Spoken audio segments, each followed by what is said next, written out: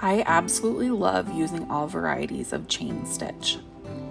To begin a single detached chain stitch, bring your needle and thread up through the fabric and then back down in the same hole or right next to it, leaving a loop of thread on top.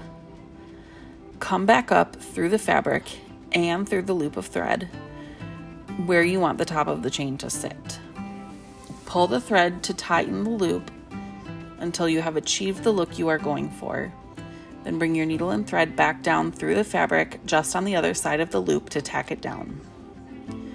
How tight you pull your thread will determine how thin or loopy your chain looks.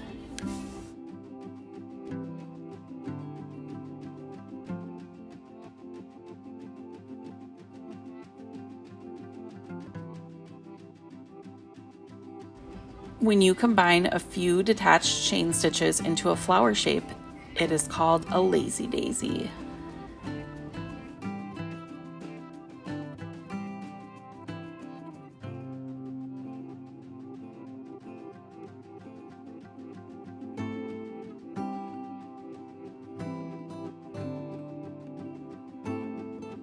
Chain stitch is a series of individual chains linked together. Start with a detached chain, up and down through the same hole, leaving a loop of thread. Then move forward one stitch length, going back up through the loop. Instead of tacking down the loop on the other side, bring your needle and thread back down inside the loop in the same hole you just came up.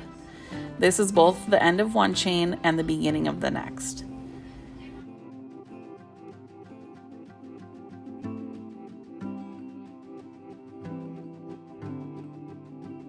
When you have reached the end, tack down the final chain on the other side of the loop. Reverse chain stitch looks very similar but is stitched differently. We are going to start with a detached chain stitch again, but facing the other direction. Bring your needle and thread up through the fabric one stitch length ahead of the end, back down through the fabric in the same hole, leaving a loop, and then up through the loop at the start of the chain. Tack down the loop by going down through the fabric on the other side. Now move ahead one stitch length and come up through the fabric. We are going to weave the needle and thread under the previous stitch and then go back down through the hole we just came up. Your second chain will loop around your first chain.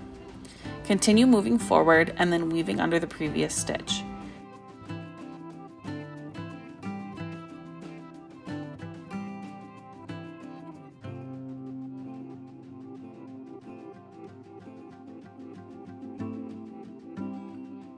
When you have reached the end, simply go back down through the hole at the end.